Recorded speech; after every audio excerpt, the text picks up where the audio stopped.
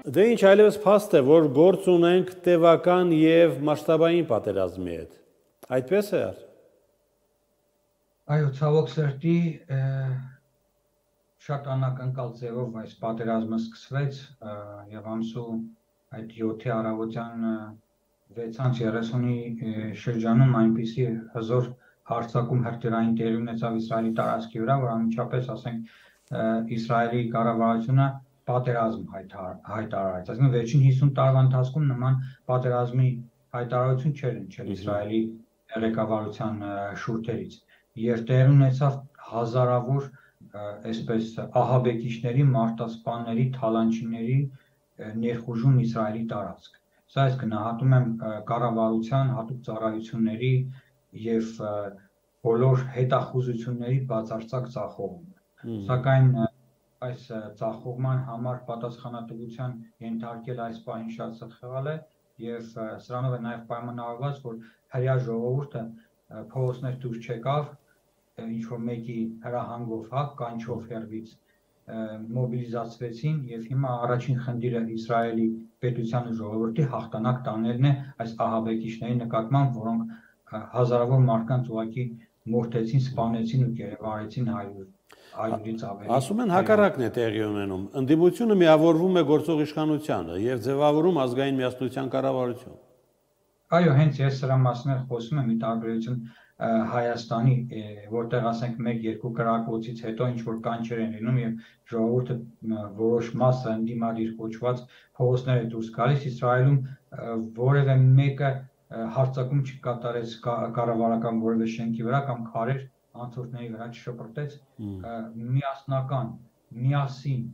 մեկ բռունցքով ստեղծվել է այժմ ազգային համերաշխության կառավարություն, ստեղծվել է առանձին նեղ կաբինետ, որը ղեկավարում է Նատանյահուն 3 գեներալներով, որից 2-ը ընդդիմադիր են եւ նախկին պաշտպանության բանակի մեկը Բենի Գանցն է, մյուսն էլ Այզենկոտն է, որը նաեւ շտաբի պետն է եղել հրեական բանակի եւ ներկայիս պաշտպանության նախարարն է, այսինքն 3 հզոր գեներալներ ներկայիս եւ նախկին եւ Նատանյահուն, նրանք հիմա այս ռազմական ծանր պայմաններում որոշումներ կայացնող հիմնական մարտիկ են։ Արդյոք ասում են Եգիպտոսը նախազգուշացրել է սպասվող հարձակման մասին։ Ճիշտ է այդ տեղեկությունը։ Ես չեմ կարող այդ տեղեկությունները հաստատեմ, որովհետև եթե տեղեկացրել է, ապա ինչու իսրայելյան հատուկ ծառայությունները այդ մասին չեն զեկուցել Նատանյահուին կամ ինչու այդ ստորաբաժանումները, որոնք սահմանապահ ուժերն են եւ այդ սահմանապահ զորամասերը կիսադատարկ էին եւ այդ ուղեկալները մարդ չունեն։ Ուղղակի այս հարձակումը շատ ժամանակին էր պլանավորված եւ գուցե այս Համասի մարտիկները մեկ տարուց ավելի Դե հենց զարմանքը այստեղ է։ Իսրայելի նման պետության հետախուզությունը չի կարողացել հայտնաբերել այդ նախապատրաստական։ Ես հենց այդ ուզում ասել, պատկերացրեք, այսինքն մի պետություն, որը 3.5 միլիարդ ծախսել է միայն այս անվտանգության պատի վրա եւ այս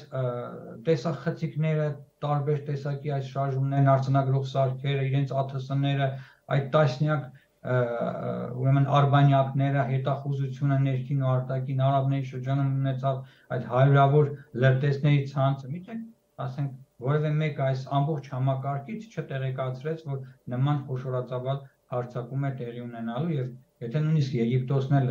տեղյակ պահեր, նրանք իմանային, որ որևէ մի փուլում հնարավոր է ասենք զինվորներին ազատ չարձակեն, որպեսզի մարդիկ գնային իրենց տներ, իրենց հարազատների հետ այդ Սուկոտն ու Սիմխաթ Տորա տոներն անցկացնեին։ Եվ նաև սրանով է գուցե պայմանավորված, որ Իսրայելի համար իրոք անակնկալ էր եւ այսօր շատ թերթեր Իսրայելում գրում են, որ հոլոկոստից հետո սա առաջին խոշոր հրեա ժողովրդի սպանությունն էր։ Այսինքն այն ինչ եղել է տեղի է ունեցել հենց առաջին օրը, այդ բարձրաստիճան զինվորականների գերեվարումը, պատանդների պատանդառությունը։ Այո։ Մինչև ժամը 10 արդեն 10-ից հետո արդեն կարելի ասել երեկոյան արդեն իսրայելյան ուժերը վերահսկում էին արդեն ողջ տարածքը, այդ ներխուժած տարածքները մինչև ժամը 12-ը Հիմա սահմանը վերականգնված է Պաղեստինի Այո, վաղուց է վերականգնված։ Նույն օրը գիշերը ժամը 12-ին վերջին հենակետը, որ ընկավ, դա Սդերոտ քաղաքի ոստիկանական բաժիններ, որի կադրերը, որ հիմա նայում ես, մի հատ կիսախարխուլ, կիսակառույց ոնց որ հիշես։ Լավ, կա արդեն որոշակի պատկերացում, ինչը դարձավ այս անգամ կամ ինչը հասունացրեց այս բախումը։ Էլի են եղել, չէ՞ նման կոնֆլիկտներ, բայց ոչ նման մասշտաբի։ Այո, ես վստահ եմ, որ այստեղ արտաքին ուժերի մատը խառն է հաստատ, որովհետև մեկ տարվա ընթացքում սրանք անընդհատ զորավարժություններ են անում եւ ինչու հենց հիմա արձակվեցին։ Հիմա այս պահին արձակվեցին։ Հարմար առիթ էին ման գալիս, սա միանշանակ հայկական տոներն էին, որ ասենք ոստիկանական ուժերի մի մասը տեղում չէր եւ օրինակ ես շատ գերմանական մամուլին եմ հետևում, օրինակ Bild այս բարբերականը գրում է Ռեբեկա Շոնենբախի ուրեմն կարծիքը, որը հայտնի վերլուծաբան է Գերմանիայում, որ սրա հետևում կանգնած է Իրանն ու Ռուսաստանը։ Այսինքն տարածաշրջանում նոր պատերազմ հրահրելու արևմուտքի ուշադրությունը Ուկրաինայում տեղի ունեցող իրադարձություններից շեղելու համար է սա կազմակերպել։ Այսինքն Արցախում հարցը մասամբ լուծեցին, Հայաստանը չքաշեցին պատերազմի մեջ, չներքաշվեց Հայաստանը պատերազմի մեջ, որպեսզի Հայաստանը դառնար ծայրագավառ ու գործներ անկախությունը սրանք էլ մեր մեղրի միջանցքով երթևեկեին եւ որպեսզի նոր օջախ գտնեն եւ նոր ուշադրություն արևմուտքի սևեռեն Ուկրաինայից հեռու այս խնդիրներին, որոշեցին իմ կարծիքով հենց այս ռազմաճակատը բացել եւ հիշեք Մեդվեդևի հայտնի խոսքը հենց ամսու 7-ին, երբ որ նա հայտարարեց, որ Ամերիկայի Միացյալ Նահանգները լավ կլինի Ուկրաինայից իր ուշադրությունը տեղափոխի դեպի իր դաշնակից Իսրայելի խնդիրները լուծելու համար։ Իսկ Ամերիկայի Միացյալ Նահանգներն էլ երեք հայտարարեց, որ մենք կանգնած ենք մեր դաշնակցի կողքին եւ մենք ունենք բավարար ուժեր եւ Ուկրաինային աջակցելու եւ Իսրայելին աջակցելու։ Հիմա կարծես թե պարզ է եւ հրապարակային, ովքեր են օգնում Իսրայելին, իսկ ովքեր են կանգնած Համասի հետևում։ Դե ինչպես որ ասեցի, Համասի հետևում օգնում, այս պահին օգնում Համասին։ Այս պահին ես չեմ կարծում, որ ինչ-որ մեկը կարող է օգնել, չունի նախ հնարավորություն Գազայի գոտին ամբողջությամբ շրջափակված է,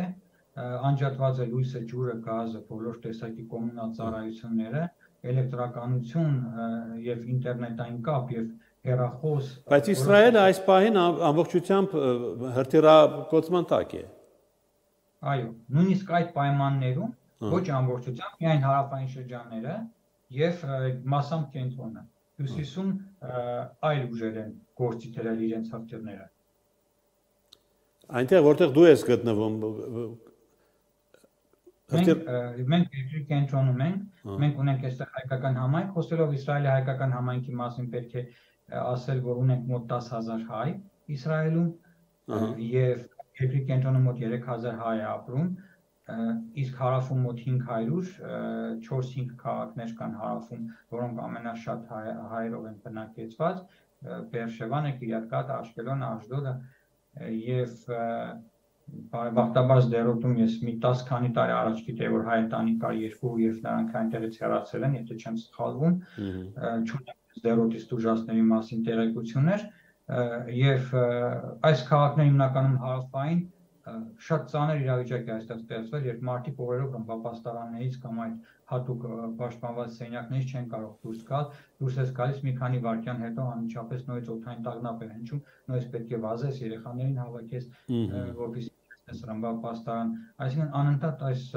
ռմբահարումների սարսափը աչքերիդ է։ Իսկ ինչ վերաբերում է կենտրոնին, մի քանի անգամ ասեցի, որ մեր մոտ իրավիճակը հանգիստ է եւ հենց այդ պահին հրթիռները սկսեցին բաց թողնվել համազարգերով մեր քաղաքների վրա, ուստի վախենում եմ նույնիսկ ասել, թե մեր մոտ ինչ իրավիճակ է այժմ, բայց հանուն արտահայտության պետք է ասել, որ այս գիշեր հանգիստ քնել ենք, գոնե մի քանի կենտրոնական քաղաքների բնակիչները, չնայած մի քիչ ավելի հարավում գտնվող մեզանից կենտրոնից Ռիշոն Լեցոն քաղաքն է, ցավոք սրտի անընդհատ հայտնվում Թիրախում, Ռիշոն Լեցոնը, Խոլոնը, Բատյան քաղաքը, մեր հայրենակիցներն են այստեղ շատ փոքրահասակ երեխաներ ունեն, երիտասարդ հայկական ընտանիքներ կան, վերջերս Հայաստանից նաև Իսրայել տեղափոխված եւ կարծում եմ, որ արդեն հասունացել է այն պահը, երբ որ Հայաստանի կառավարությունը պետք է իր ուշադրությունը նաև մեր վրա սերվերի։ Հա, հիմա մենք այդ մասին կխոսենք, բայց ինձ ավելի շատ հետաքրքրում է Իսրայելում բնակվող հայերը, ենթադրում եմ Իսրայելի քաղաքացիներ են, նրանք այս զորահավաքներին մասնակցում են։ Իհարկե մասնակցում են, այսօր շատ մեր պատանիներ կան, որ այս պահին գտնվում են Իսրայելի բանակում ծառայում են,